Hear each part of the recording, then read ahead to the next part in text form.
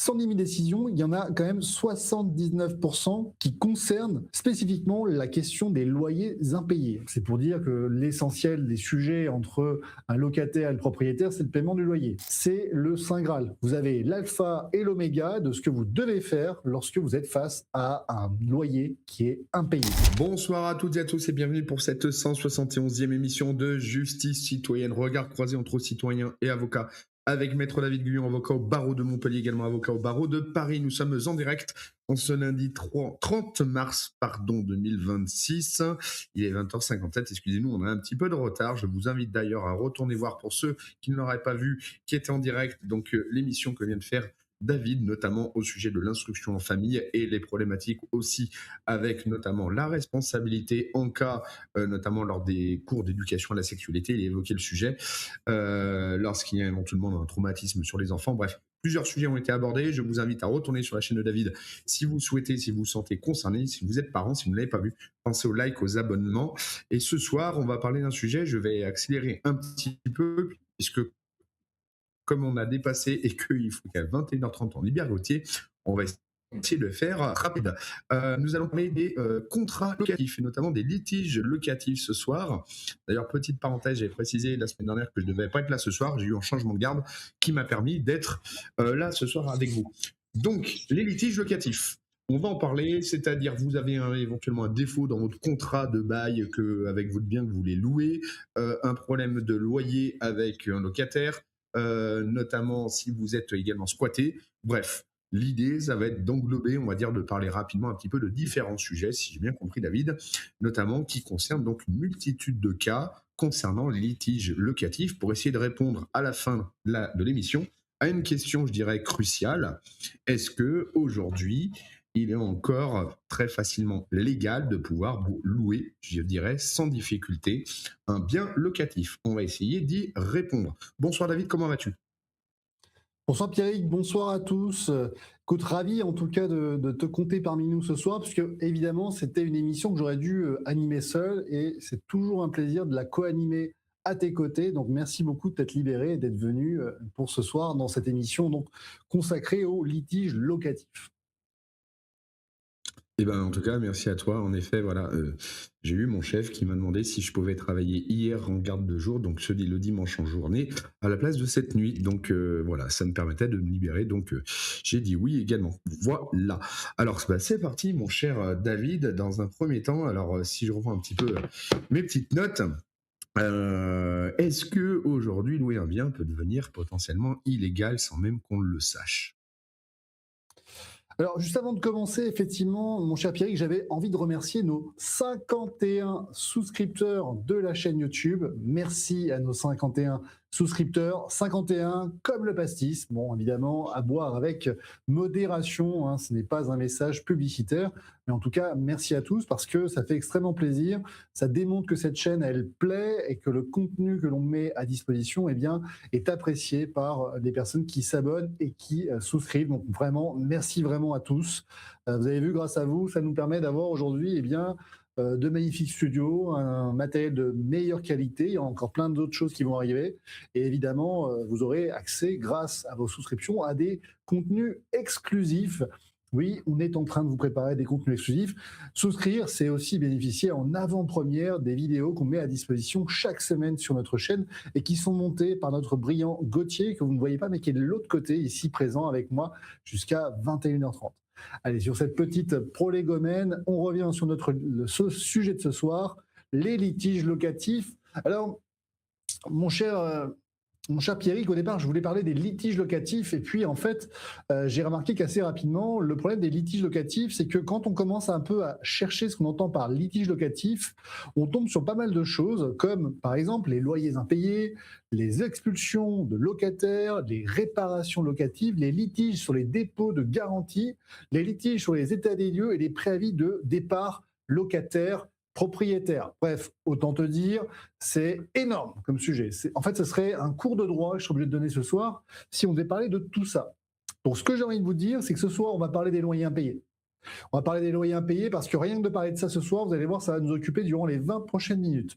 Mais évidemment, si vous avez trouvé que c'était intéressant ce qu'on raconte ce soir, je vous invite à mettre un petit pouce, un commentaire pour nous dire que vous avez aimé la vidéo et que vous avez appris des choses, parce que croyez-moi, restez jusqu'au bout, vous allez apprendre énormément de choses. Et surtout, si cette vidéo dépasse les 10 000 vues, bah évidemment, on fera tous les autres sujets que je viens de vous évoquer, à savoir les expulsions de locataires, les questions de squat, parce que là, le squat, c'est vraiment un problème, la réglementation du Airbnb, les réparations locatives, les dépôts de garantie, on en avait déjà parlé, on va revenir dessus parce qu'il y a tellement de choses à dire, ça a encore évolué, et oui, ça bouge tout le temps. Les litiges avec les états des lieux, les préavis, bref, ce sont des contentieux qu'on connaît très bien, nous, au sein du cabinet, puisque, vous le savez, hein, notre activité est répartie entre 60% de droit public, 40% de droit privé, et dans ces contentieux de droit privé, on a une multitude de litiges locatifs. Autant vous dire qu'on ne s'ennuie pas, et autant vous dire également que j'aurais adoré, lorsque j'étais jeune étudiant, connaître les très nombreux conseils que je vais vous donner dans les prochaines minutes. Oui, pourquoi? Parce qu'un très bon conseil, ça va vous faire gagner énormément de temps et beaucoup d'argent. Oui, beaucoup d'argent. On dit souvent que l'avocat vous coûte de l'argent.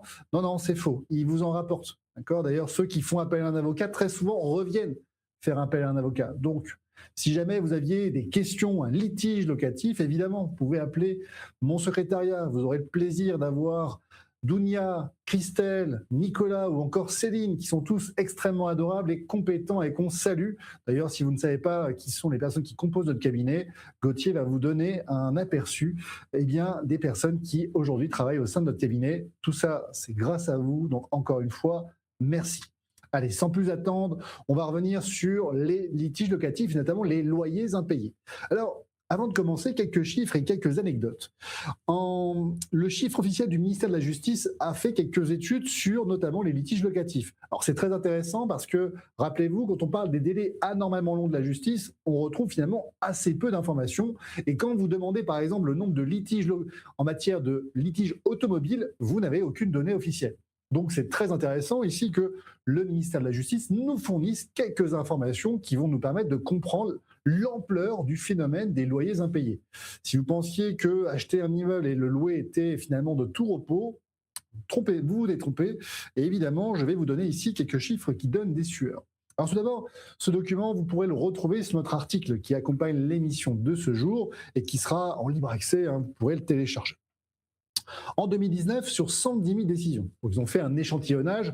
Je rappelle qu'en France, on a à peu près 4 millions de nouveaux dossiers qui, chaque année, transitent par les juridictions françaises. D'ailleurs, si les chiffres officiels vous intéressent, dites-le nous, on fera peut-être une petite capsule sur le sujet, puisque rappelez-vous, quand vous vous abonnez à la chaîne YouTube, vous avez aussi, je crois qu'on a entre 6 et 10 shorts, c'est ça, Gauthier ? Voilà, ça pourrait ça entre 6 et 10 shorts par semaine, donc on ne s'ennuie pas, il y a plein de sujets qu'on évoque. Donc, 110 000 décisions, il y en a quand même 79% qui concernent spécifiquement la question des loyers impayés. Vous voyez, 79% sur 110 000 décisions relatives à des litiges locatifs entre propriétaires et locataires. Bon, c'est pour dire que l'essentiel des sujets entre un locataire et le propriétaire, c'est le paiement du loyer. Bon. Vous allez me dire, on s'en doutait, et c'est quand même bien quand on voit qu'on a un échantillonnage assez précis qui vous donne la proportion. Dans 90% des affaires, le bailleur demande la résiliation du bail, c'est-à-dire il met fin au bail, et donc évidemment derrière l'expulsion du locataire, puisque s'il ne paye pas, il n'a aucun droit et il n'a pas à être présent dans votre logement. Cela montre que l'objectif principal du contentieux, c'est bien la reprise du logement. Oui, évidemment, un logement qui est gratuitement mis à disposition d'un locataire, ça signifie que c'est le propriétaire qui paye. Voilà. Après, vous pouvez payer, hein, évidemment, il n'y a pas de souci, mais très souvent, vous avez aussi un prêt qui est à rembourser et qui devait s'autofinancer grâce au loyer perçu par la location. Donc évidemment, ça pose un problème puisque vous vous retrouvez à devoir payer votre propre loyer, votre propre prêt, et puis le prêt de l'autre bien que vous avez acheté et qui devait s'autofinancer. C'est la raison d'ailleurs pour laquelle on a actuellement des banques qui sont assez réticentes à l'idée de prêter lorsque vous faites un investissement locatif de ce type-là. Il va falloir apporter la démonstration que vous avez les reins solides.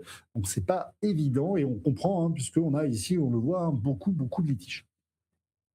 Donc sur 110 000 décisions, les décisions prononcent la résiliation du bail dans 97% des cas. Donc ça veut quand même dire que ici on a quand même des magistrats qui sont soucieux des intérêts des propriétaires lésés et qui vont, on le voit ici, refuser à des locataires de pouvoir se maintenir dans des lieux lorsqu'ils ne payent pas le loyer. Et l'expulsion est ordonnée dans 96% des cas, avec une condamnation au paiement dans 99% des cas. Bon, comme quoi, quand vous saisissez le juge, c'est que vraiment, vous en avez vraiment gros sur la patate. Ça, c'est normal. D'ailleurs, moi, personnellement, en tant qu'avocat, je vous recommande jamais de saisir directement le juge s'il y a une solution amiable qui peut être mise en œuvre et qui vous permettrait d'obtenir gain de cause. D'ailleurs, ça tombe bien, on va parler des solutions et un peu de la démarche que je recommande.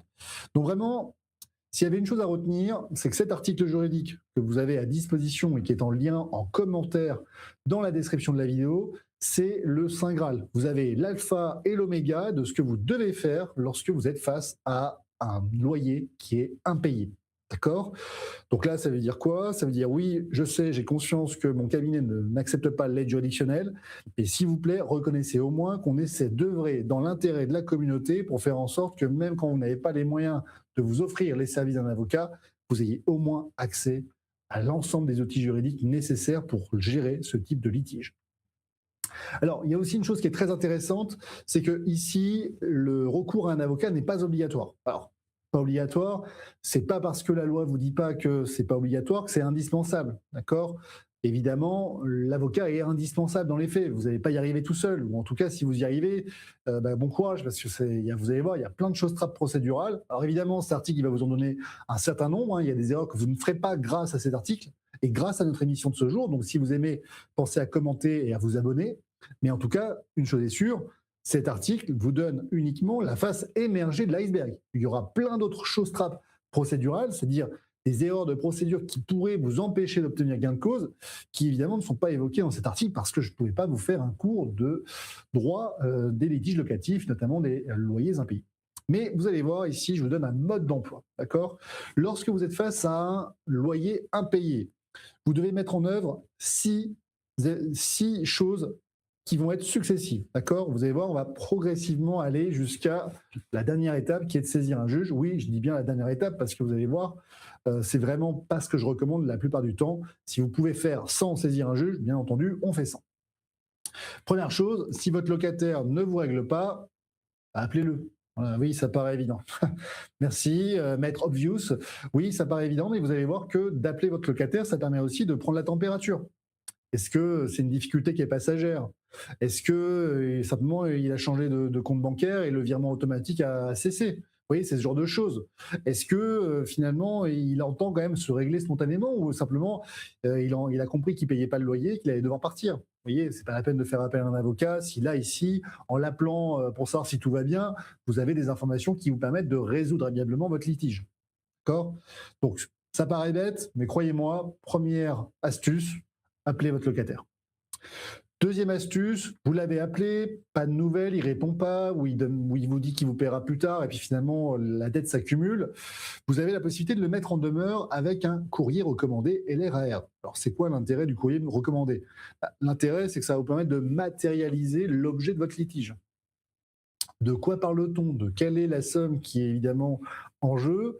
Et puis aussi, parfois, ça peut faire avoir un petit effet psychologique. Ça permet au locataire de se dire, mince, là, je suis en train de faire n'importe quoi. Ça permet aussi de constituer pour le juge une démonstration que vous avez tenté par tous les moyens déjà d'obtenir gain de cause. Et enfin, parfois, on sait que c'est une exigence procédurale que de mettre en demeure préalablement votre locataire. Faites-le en courrier recommandé, vous prenez votre plus belle plume et évidemment, vous rédigez votre courrier de mise en demeure, conservez une copie de ce courrier et bien entendu, vous l'envoyez en recommandé. Le recommandé permet de s'assurer de la date certaine à laquelle le courrier est arrivé. Moi, je recommande aussi en astuce, c'est l'astuce bis, de l'envoyer également par mail. Si vous avez le mail de votre locataire, vous l'envoyez également par mail, comme ça, au moins, s'il ne veut pas aller récupérer l'accusé réception, il a au moins le courrier. Troisième chose, vous activez les garanties. C'est quoi les garanties? C'est notamment si vous avez une assurance loyer impayé. Je vous recommande évidemment de passer sur des assurances de type loyer impayé. Bon, malheureusement, vous l'avez compris, en fait, ça réduit drastiquement la nature des locataires auxquels vous pouvez louer votre bien. Mais encore une fois, c'est quand même une sacrée garantie qui est quand même assez intéressante puisque si vous souscrivez la garantie loyer impayé, eh bien c'est l'assurance qui vous paie le loyer qui va devoir se charger d'aller se faire payer par le locataire. Bon, comme j'ai dit, hein, c'est assez coûteux puisque chaque mois, vous devez payer un montant du loyer pour l'assurance. Et puis surtout, l'assurance, le principe, c'est de pas assurer. Donc, évidemment, si jamais ça remplit pas toutes les conditions, elle vous refusera, enfin, elle vous dira, bah, si vous louez à ce type de locataire, moi, je vous assure pas. Et si elle vous loue et qu'elle accepte, elle vous trouvera toujours une faille pour essayer de vous dire, ouais, finalement, ça marchera pas. Voilà. Mais quoi qu'il en soit, bon, si vous faites attention, si vous avez un avocat, par exemple, qui peut vous donner quelques conseils, eh bien, ça vous permet d'avoir une assurance garantie loyer impayé qui peut quand même bien vous sauver les niches dans ce type de situation. Vous avez aussi tout intérêt à faire ce qu'on appelle un cautionnement solidaire. Un cautionnement, c'est quoi? C'est faire en sorte que, par exemple, lorsque vous avez un locataire, que d'autres personnes soient tenues au loyer sans pour autant que vous ayez la nécessité qu'ils soient également votre locataire. Donc la caution, c'est un mécanisme juridique qui va avoir pour effet de rendre solidaires plusieurs personnes, c'est-à-dire qu'elles vont toutes devoir être tenues de payer le loyer, et ce, même si elles ne sont pas directement les locataires. Donc le cautionnement solidaire, c'est intéressant parce que notamment quand vous avez un locataire qui est de type étudiant, bah, vous pouvez directement aller demander le paiement du loyer aux parents. Donc faites toujours un cautionnement solidaire, assurez-vous que les cautions soient en mesure de vous régler, ce qui permet eh bien, de minimiser le risque d'impayé. Donc ça, c'était évidemment la deuxième chose, enfin la troisième chose. Quatrième chose, là vous n'allez pas aimer, mais c'est la mise en œuvre d'une phase amiable obligatoire. Alors ça, c'est obligatoire pour les litiges inférieurs à 5 000 euros. L'article L750-1 vous dit qu'il faut que vous tentiez de concilier par un conciliateur de justice, par une tentative de médiation ou par une procédure participative. Alors on avait déjà parlé lors de la réforme de la procédure civile de septembre 2025 de la différence entre ces différentes euh, procédures de tentative de résolution amiable. Le conciliateur est gratuit, le médiateur est payant. Ça, c'est embêtant. La procédure participative, généralement, vous avez un avocat qui vous indique comment procéder, et donc vous allez devoir quand même payer des frais d'avocat.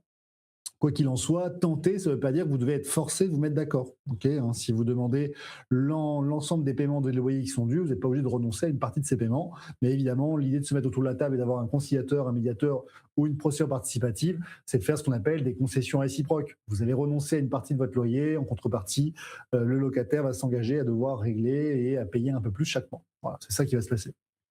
Quoi qu'il en soit, c'est important parce que vous ne pourrez pas saisir le juge et votre demande ne sera pas recevable si, lorsque votre litige est inférieur à 5 000 euros, vous ne mettez pas en œuvre cette solution. Et évidemment, un courrier de mise en demeure ne suffira pas pour satisfaire à l'exigence de tentative de résolution amiable avant de saisir un juge. Donc, je vous ai dit, le conciliateur, il est gratuit. Vous faites appel à un conciliateur, vous vous retrouvez autour de la table. PV de conciliation de carence si la personne ne vient pas ou si vous ne vous mettez pas d'accord. Et avec ce PV de carence, vous saisissez le juge. Vous avez également la possibilité de saisir la commission départementale de conciliation, la CDC. Elle est gratuite, et comme vous le savez, quand c'est gratuit, c'est dans nos prix, évidemment. Pour passer cette petite blague, vous l'aurez compris, l'intérêt, c'est encore une fois de se retrouver autour de la table et de tenter de résoudre le litige avant de saisir un juge. Ce qui est important de retenir sur la commission départementale de conciliation, c'est qu'elle est parfois obligatoire, notamment en matière d'ajustement des loyers, en matière de renouvellement, de contestation des compléments de loyer ou de loyer encadré. Et donc, ce n'est pas tous les loyers impayés, c'est certains types de contentieux. Pour le reste, donc je l'ai dit, hein, soit les loyers impayés classiques, c'est facultatif. Enfin, et c'est quand même important, c'est que la saisine de la CDC ne constitue pas une formalité de tentative de résolution amiable. C'est dommage, parce que ça va peut-être encourager les gens à passer par cette commission. Alors peut-être que ce sera corrigé par le législateur par la suite, mais quoi qu'il en soit, aujourd'hui, ce n'est pas le cas. Enfin, vous avez tenté d'appeler le locataire, qui a été indélicat puisqu'il ne vous a pas payé. Vous avez fait un courrier de mise en demeure, vous avez tenté d'actionner les garanties qui étaient les vôtres, et souvent qui n'existent pas, sinon vous ne m'appelez pas. Vous avez tenté de saisir la commission de conciliation départementale. Vous devez vous résoudre à devoir demander à votre locataire de partir. Bon, il ne partira pas évidemment de lui-même puisque, je le rappelle, il réside gratuitement chez vous. C'est vous qui payez. Donc bon, j'ai le grand sourire comme ça, mais évidemment, ça m'offusque, hein, parce que moi-même étant propriétaire, avoir un tel locataire serait particulièrement préjudiciable. Donc vraiment, encore une fois, le sourire est vraiment un sourire de façade, c'est plus un énervement, puisque ce type de situation est malheureusement monnaie courante. Alors, en matière de clauses résolutoires, ça a beaucoup évolué depuis la loi du 27 juillet 2023. Vous devez donc solliciter, donc déjà votre bail doit prévoir la clause résolutoire, donc courage pour tous ceux qui ont des vieux baux d'habitation qui ont été rédigés par eux-mêmes, puisque là clairement c'est problématique. La deuxième chose, c'est que le défaut de paiement de loyer et de charges doit être clairement indiqué dans la clause résolutoire, et évidemment vous devez faire appel à un commissaire de justice, les anciens huissiers de justice, pour délivrer un commandement de payer visant la clause résolutoire qui aura donc dû être parfaitement stipulé. Un certain nombre d'informations qui doivent apparaître dans ce commandement de payer. Passé 6 semaines, vous avez enfin le droit de saisir le juge. Vous ne pouvez pas le saisir avant, d'accord? Et vous ne pouvez pas le saisir sans avoir délivré ce commandement de payer visant la clause résolutoire. Vous voyez, encore une fois, je vous l'ai dit, hein, il y a de très nombreuses choses trappes procédurales qui, dans les faits, oui, l'avocat n'est pas obligatoire. Mais clairement, vous n'avez aucune chance de réussir si vous n'avez pas un master en droit.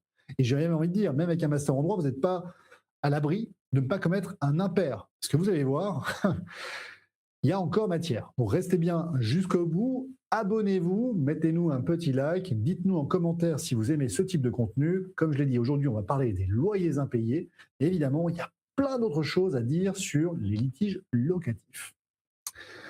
Alors, si vous avez le besoin d'échanger avec notre cabinet sur une situation similaire, vous avez la possibilité d'appeler directement notre secrétariat ou simplement en allant sur notre site. Si Gauthier pourra montrer un peu le site, eh bien vous pouvez cliquer sur prendre rendez-vous et vous avez la possibilité de m'avoir très rapidement, en 2-3 jours, et on va pouvoir ensemble discuter de la meilleure stratégie à mettre en place lorsque vous êtes un propriétaire et que malheureusement vous devez faire face à des loyers impayés. Alors, il y a plusieurs procédures qu'on va pouvoir mettre en œuvre. Il y en a trois. Trois stratégies que je propose à mes clients. La première, c'est l'injonction de payer. La deuxième, c'est le référé. La troisième, eh bien, c'est l'action en résolution du bail. On va demander à votre locataire de partir. Alors, l'injonction de payer, c'est assez intéressant, c'est assez rapide, ça permet de mettre la pression. L'idée, c'est que vous allez écrire au juge, vous allez lui demander de délivrer une ordonnance. Une ordonnance, c'est quoi? C'est une décision par laquelle il va indiquer que oui, la personne doit vous payer les différents loyers. L'avantage, c'est que c'est rapide. L'avantage, l'avocat n'est pas obligatoire, mais fortement conseillé, hein, comme d'habitude, et que ça vous permet d'avoir une ordonnance que vous allez pouvoir faire signifier par un huissier à votre locataire, qui devra donc, s'il ne conteste pas dans un délai de 30 jours l'ordonnance que vous l'aurez fait connaître par l'huissier, eh bien, vous aurez la possibilité, avec cette ordonnance signifiée et non contestée, de saisir directement les comptes bancaires de votre locataire. Alors, s'il n'a pas d'argent, ça ne va pas vous servir à grand-chose, mais en tout cas, c'est une première tentative de résolution de votre litige. Ça permet de faire avancer un peu les choses. Ça permet aussi, lorsque vous êtes encore en phase de négociation, de mettre un peu la pression. Alors évidemment, ça ne permet pas de résoudre le bail, donc de mettre fin au bail. Ça ne permet pas non plus d'expulser le locataire et ça ne permet pas non plus de pouvoir échapper à une procédure si jamais c'est contesté par le locataire. Bon, comme je l'ai dit encore une fois, l'idée c'est peut-être d'accentuer un peu la pression. La plupart des locataires malheureusement sont mal informés, c'est bien malheureux parce qu'eux aussi ont des droits et eux aussi parfois font face à des propriétaires indélicats. J'en ai moi-même été victime lorsque j'étais étudiant. Bon, quoi qu'il en soit, payer son loyer, c'est la première des obligations. Si vous ne le faites pas, vous n'avez pas voix au chapitre. La deuxième procédure, c'est le référé. Je le compare un peu à ce référé provision. Vous savez, j'en ai déjà parlé à plusieurs reprises sur ma chaîne YouTube. Le référé provision, c'est le référé qui permet d'obtenir le paiement d'une somme qui n'est pas sérieusement contestable directement par le juge. Pareil, ici, c'est assez rapide. Alors, je dis assez rapide, mais on est quand même dans la justice française, hein, c'est 4-5 mois. Voilà, d'accord? Assez rapide, ça permet de pouvoir effectivement obtenir le paiement d'une somme qui n'est pas sérieusement contestable. Ici, le locataire peut contester, mais c'est pas parce qu'il conteste que la somme n'est pas sérieusement contestable. S'il vit dans votre logement, qu'il y a un bail, qu'il y a un loyer et qu'on voit bien qu'il n'a jamais payé son loyer, c'est pas sérieusement contestable. D'accord? Et évidemment, ça permet d'avoir une décision de justice, pareil, qui est exécutoire et qui vous permet de saisir directement les comptes bancaires de votre locataire indélicat. Contester, interjeter appel de cette décision de référé provision ne permettra pas au locataire d'échapper au paiement qu'il devra s'acquitter s'il décide d'assigner et de faire appel. Intéressant, mais pareil ici, hein, c'est que les loyers qui ne sont pas sérieusement contestables. Ça ne permet pas de demander à votre locataire de partir, de résoudre le bail et de l'expulser. Alors évidemment, quand on n'a pas le choix et qu'on doit absolument saisir un juge pour demander la résolution du bail et l'expulsion du locataire, ainsi que le paiement des loyers, voire parfois aussi des dommages et intérêts, oui, toutes ces demandes sont cumulatives, eh bien, vous n'avez pas le choix, vous devez saisir un juge, pas n'importe lequel, le juge du contentieux et de la protection du tribunal judiciaire dans lequel le bien a été loué. Donc ça, ce sont des règles de procédure. Et évidemment, pareil, il faudra vérifier si vous ne saisissez pas le bon juge, votre demande est des gages. Si votre demande est des gages, c'est de l'argent et du temps de perdu. Vous allez procéder par deux façons. Soit c'est par requête. Donc là, ici, c'est un petit modèle CERFA qui va vous permettre de saisir directement le juge. Ça, c'est surtout intéressant quand votre litige est inférieur à 5 000 euros. D'accord. Quand c'est plus de 5 000 euros, là, il faut procéder par assignation. Donc, c'est un acte qui est délivré par l'huissier de justice. Là, pareil, encore une fois, dans les deux cas. L'avocat n'est pas obligatoire, mais il est clairement indispensable. Parce que là, si vous n'avez jamais rédigé une assignation, il y a des conditions. C'est fixé par les articles 50 et suivants du Code de procédure civile. S'il manque des mentions, s'il manque des informations, ça dégage. Voilà, donc là, encore une fois, vous perdez du temps, vous perdez de l'argent.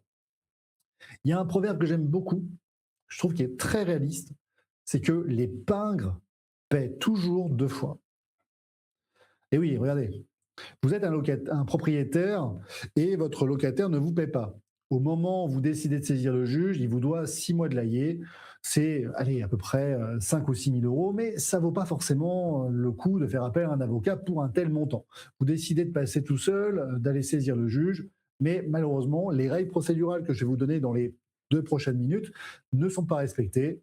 Vous perdez 6 mois de plus. 6 mois plus tard, le juge dit non, écoutez, monsieur, madame, c'est pas genré, vous n'avez pas respecté ces règles procédurales. Or, la loi prévoit que si vous ne les respectez pas, vous ne pouvez pas me saisir. Donc, circulez, il n'y a rien à voir. Là, ici, vous ne perdez pas 6 mois de loyer, vous perdez une année. Donc là, cette fois-ci, à 1 000 euros du loyer, vous êtes à 12 000 euros. Et vous allez devoir en plus faire appel à un avocat parce que cette fois-ci, clairement, vous avez compris que vous ne pouviez pas vous passer d'une compétence. Et oui, faire appel à un avocat, c'est aussi faire appel à une expertise, à une compétence. Et cette fois-ci, votre litige qui initialement était à hauteur de 6 000 euros est passé à 12 000 et vous allez en plus vous taper la procédure qui va durer, là encore une fois, selon les chiffres du ministère, entre 5 mois à 11 mois. Évidemment, c'est relativement rapide, mais ce n'est pas suffisant. Donc ça veut dire que votre litige initialement, qui aurait pu s'arrêter à 8 mois maximum, au moment où vous auriez saisi le juge, va durer en réalité quasiment 24 mois. Donc quand je dis que les pingres paient toujours deux fois, ce n'est pas une simple expression. Bon, quoi qu'il en soit, je vous donne deux astuces. Deux astuces, mais ce ne sont pas les seules, évidemment, et cet article vous donne simplement les plus grosses choses trappes procédurales. Il n'a pas vocation à pallier la consultation d'un avocat. Première chose, si vous souhaitez mettre fin à un bail et donc demander à votre locataire qui n'a pas payé le loyer de partir, eh bien vous devez notifier votre assignation au préfet. Oui, vous avez bien entendu, c'est prévu par la loi du 29 juillet 2023 et sans le respect de cette formalité, pas de voix au chapitre, vous ne pourrez pas saisir le juge. Donc, pensez à ça, pensez à cette règle. Quand vous faites une assignation qui demande la résolution du bail et l'expulsion du locataire, vous allez envoyer cette même assignation directement au préfet de département dans lequel votre bien est loué. Et vous allez devoir apporter la preuve de la satisfaction de cette exigence. Sans le respect de cette exigence, la demande est irrecevable. Ça veut dire que peut-être que vous avez raison, mais le juge ne va même pas regarder le fond du dossier. C'est quand même assez embêtant. La deuxième règle procédurale, elle va surtout être intéressante pour ceux qui louent à travers une société. Notamment ici, je pense au SCI, au SARL, au SAS. C'est la saisine de la commission de coordination des actions de prévention des expulsions locatives. On va appeler ça la CAPEX. D'accord. Donc la CAPEX, quand vous êtes un bailleur qui est incarné par une personne morale, vous devez l'informer préalablement à la saisine d'un juge que vous avez procédé à la résolution d'un bail et à l'expulsion d'un locataire. Alors, exception pour les SCI de famille. Les SCI de famille, ce sont les SCI qui sont constitués exclusivement entre parents et alliés jusqu'au 4e degré. Donc, évidemment, si c'est les parents et les enfants qui sont SCI ensemble, c'est une SCI de famille, la saisine de la CAPEX ne s'impose pas. Mais vous l'aurez compris, dans la plupart du temps, ce n'est pas le cas.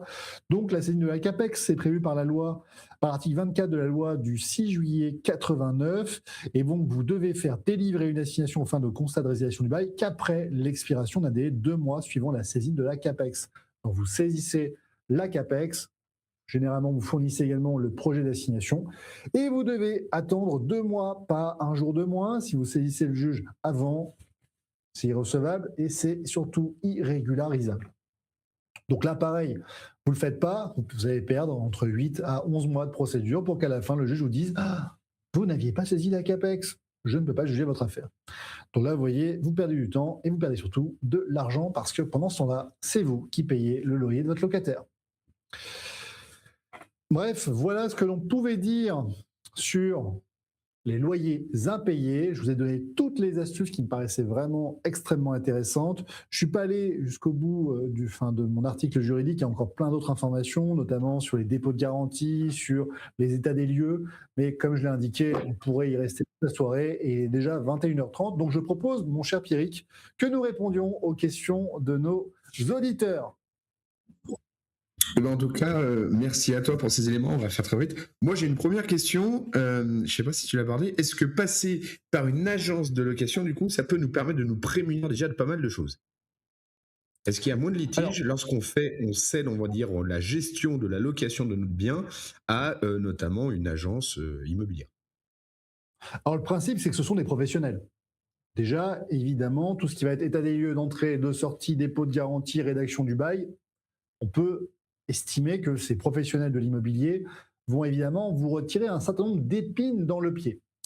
Il y a un autre point, c'est que la gestion locative implique aussi d'avoir des locataires qui soient faciles à gérer. Donc ça veut dire que ces agences de location vont faire en sorte de vous mettre les meilleurs candidats pour que justement il n'y ait pas de loyer impayé, puisque je le rappelle, généralement sur la gestion locative, c'est un pourcentage du loyer qui est versé à l'agence qui va assurer la gestion de votre bien.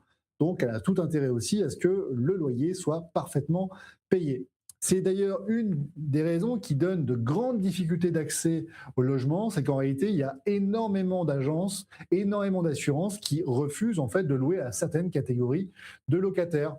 Résultat, la très grande majorité du temps, je vais même envie de dire quasiment la totalité du temps, les personnes qui me saisissent, ce sont des personnes qui ne sont pas passées par des agences de location et qui ont loué directement de la main à la main. Encore une fois, j'aime pas le dire, mais là, les pains paient toujours deux fois, hein. Merci, ça me permet de me confirmer certaines choses, c'est ce qui me semblait. Comme quoi, en fait, encore une fois, alors l'idée, c'est pas toujours de une petite remarque sur le sujet, parce que d'ailleurs, je vais te poser juste une question juste après. Typiquement, moi qui suis employeur également, systématiquement, enfin, d'où l'intérêt, en fait, encore une fois, de ces émissions, moi j'ai pris le réflexe, moi maintenant qui est une alternante, donc qui suis employeur, le moindre élément où j'ai des questions ou autres, je passe par mon cabinet comptable. Vous savez, les gros cabinets comptables, en principe, ce sont des associés qui ont un service, on va dire, social, qui gèrent également les fiches de paye, qui ont des juristes également. Typiquement, là, j'ai posé une question, la responsable, on va dire, la gestionnaire sociale, moi qui gère mon dossier, elle m'a dit, attendez, je pose la question notamment aux juristes, voilà, pour savoir comment est-ce qu'on écrit un avenant au contrat. Je voulais ajouter des choses au contrat de travail de ma salariée. Encore une fois, c'est pas le tout de dire tiens, je vais faire n'importe quoi. Voilà, je leur pose la question.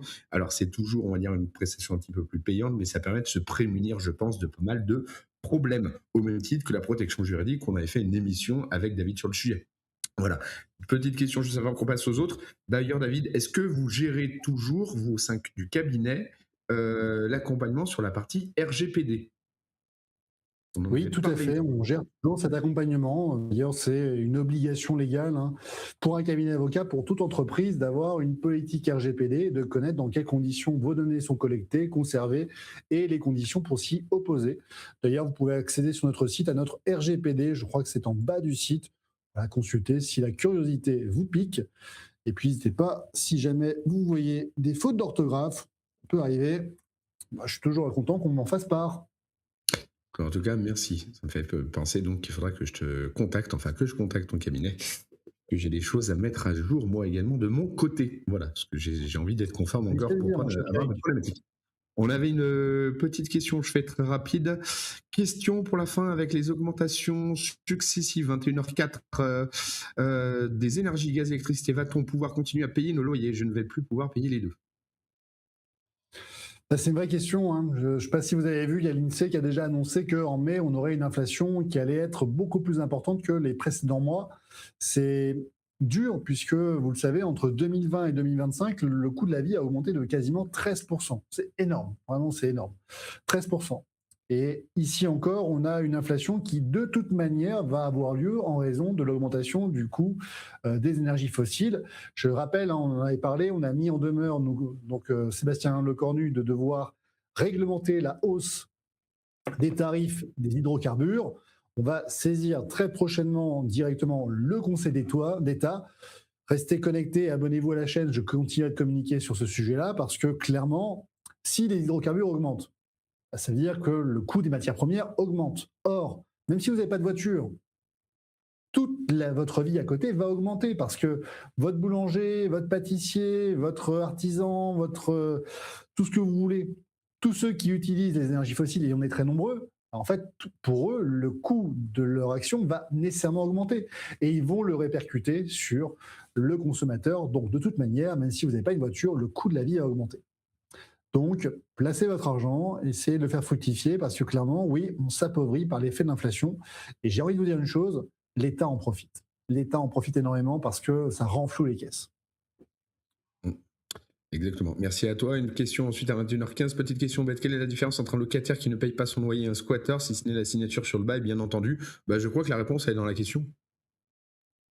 Oui, en fait, le squatter, il n'a aucun droit, alors que le bailleur, lui, enfin le locataire, lui, a un bail qui lui a quand même autorisé l'accès au logement et de pouvoir y résider.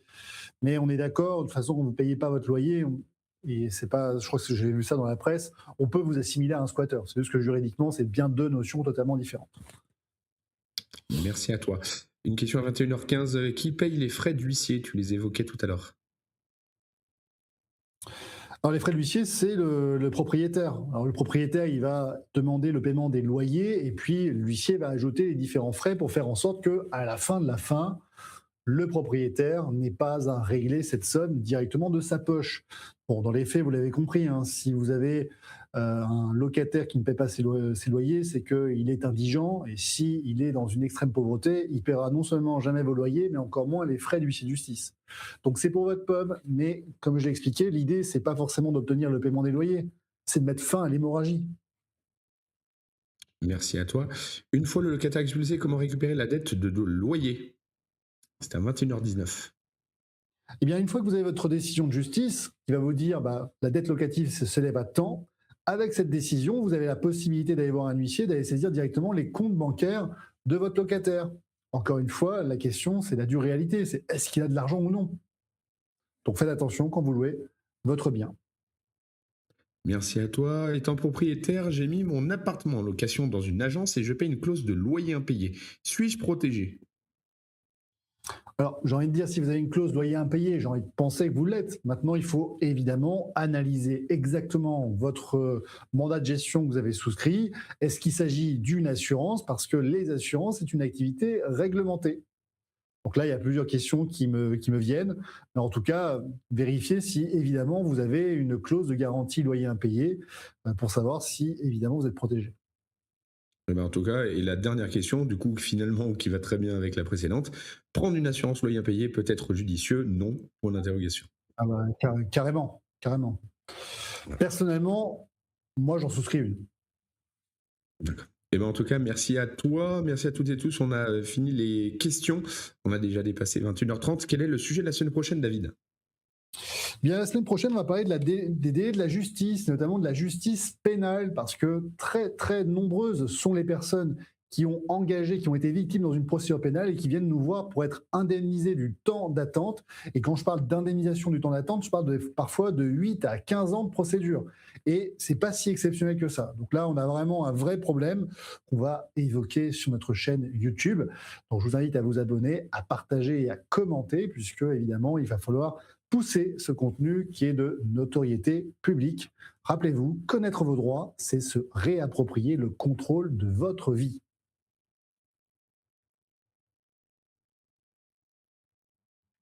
En tout cas, merci à toutes et tous. Merci à toi, David. Merci à Gauthier, encore en coulisses. Un petit bravo à Gauthier pour tout le travail qu'il fait, qui nous rend des émissions quand même très intéressantes et beaucoup plus chouettes, on va dire, qu'avant par rapport à toutes les premières que l'on faisait. Donc, merci à vous pour votre travail d'investissement dans le studio, etc. Voilà, je me sens un petit peu bizarre, moi, justement, dans cet appartement qu'il faudrait que j'équipe peut-être un petit peu plus par la suite. On se On retrouve, va écoutez, t'envoyer lundi notre ancien prochain en matériel, je direct pense, dans mon cher Juste. Pierrick, hein. Pardon? On va te donner notre ancien matériel, je pense. La prochaine fois que tu viendras, j'ai du matériel du coup qu'on a renouvelé, je pense qu'on va te le donner. Marche. Bon, en tout cas, merci à toutes et tous. Merci Gauthier, merci David. Et puis, on se retrouve la semaine prochaine en direct à partir de 20h30 avec le petit point info, le flash info que vous avez à 20h15 sur la chaîne de David. Voilà, bonne soirée à tous. Merci à tous. Merci à tous. Pierrick, générique.